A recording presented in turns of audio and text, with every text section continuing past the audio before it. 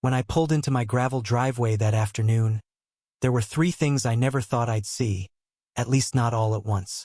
First, a big official-looking sign staked right in front of my porch property of Cedar Hollow HOA, in block letters like some government seizure. Second, a lady in pearls and orthopedic sandals passing out house tour flyers to a pack of confused retirees, her voice echoing across my lawn. And third, a locksmith, head down, swapping out the locks on my cabin's front door like this was just another Tuesday. "Oh good, you're here," chirped Shannon lively, the HOA president a-walking, talking tension headache who'd spent 6 months turning my world upside down. "We're listing your property as the new community lodge. We'll need your keys and a quick bio for the welcome brochure." That's when it hit me, just how far this woman was willing to go. Now, let me back up a sec so you get the full picture. My name's Tyler Brinkley. I'm a former welder, now just a stubborn, wood-chipping hermit who spent 5 years building my off-grid dream cabin deep in the pines of Cedar Hollow County. Think deer, absolute silence, and Wi-Fi so weak you'd be lucky to stream 2 minutes of a YouTube tutorial before buffering took you hostage. For years, that cabin was all me, no neighbors, no committees, definitely no HOA, or so I thought. That was before Timberline Estates sprouted up just over the ridge, identical houses in pastel colors. More golf carts than actual cars, and a brand new crowd of retirees with way too much time on their hands. And steering the ship was none other than Shannon Lively, self-appointed HOA warlord who once wrote, in a newsletter, "Anything within shouting distance falls under HOA protection." My cabin sat a quarter mile outside their so-called border. But Shannon had binoculars and, let's be honest, boundary issues that had put any reality show neighbor to shame. It started with the notes. I'd come home to find a fresh one stuck on my door, printed on this nauseating lavender paper that she claimed represented community spirit. "Your porch stain clashes with the community palette. Unapproved structure, submit elevation schematics. Grass height exceeds 2.5-inch maximum." The last one was my favorite. I don't even have grass, just pine needles and gravel. I wrote her a polite letter. "I'm not in your HOA. Wrong plot. Goodbye." Shannon responded by filing a proximity annexation claim. Yeah, that's an actual term she used, citing some obscure clause in the HOA bylaws about absorbing adjacent, unincorporated domiciles. She declared my cabin common property number 3, Lodge and Wellness Center. Then she scheduled a wine tasting at my house for Saturday. I found out when I spotted a flyer taped to my mailbox, complete with a photo of my living room. She'd clearly snapped it through my window with a telephoto lens. $20 a head, rustic charm included. So yeah, that afternoon, I came home to the locks getting changed and a real estate agent snapping photos of my custom-built river rock fireplace. Now, most folks would lose it right there, yelling, threats, maybe even throwing a punch.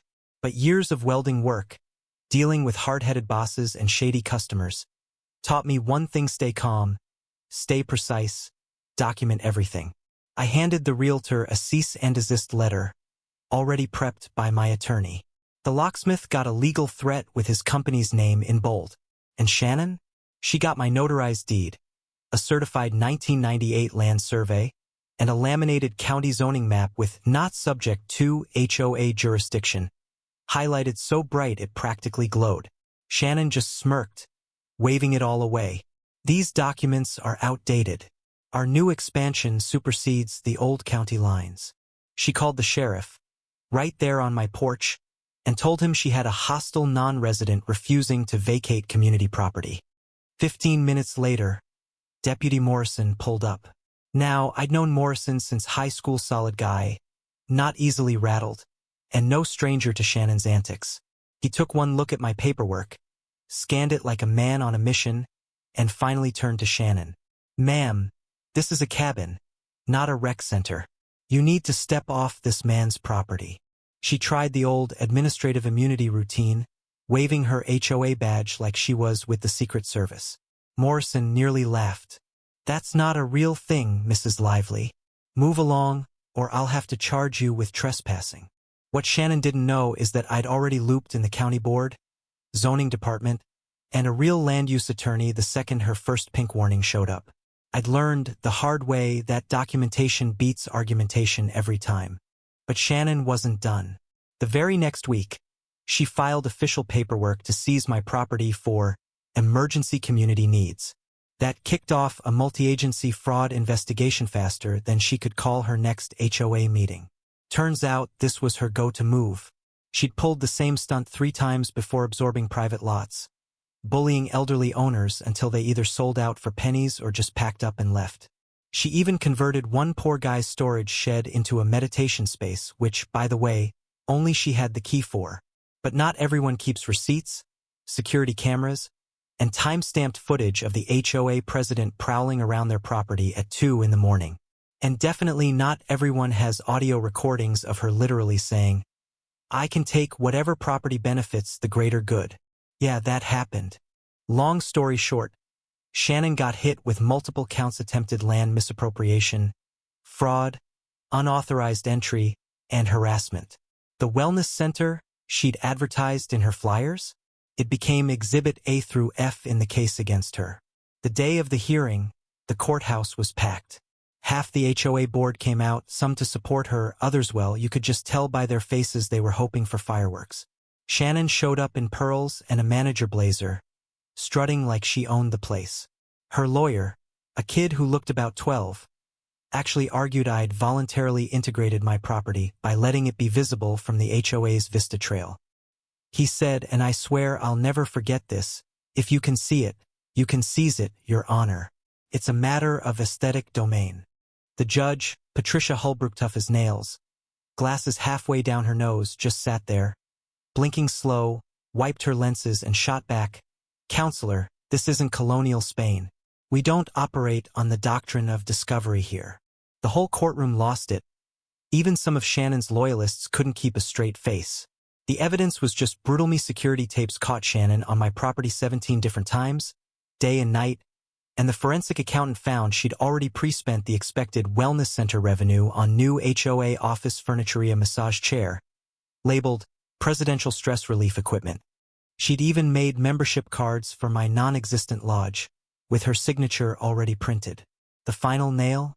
I produced and emailed her actual words, in writing to another board member, "I plan to legally steal Tyler's cabin. It'll boost property values for everyone." She actually wrote that. The ruling was swift and, honestly, beautiful. Shannon got slapped with a $75,000 fine, $50,000 to me for damages, $25,000 to the county for wasted resources.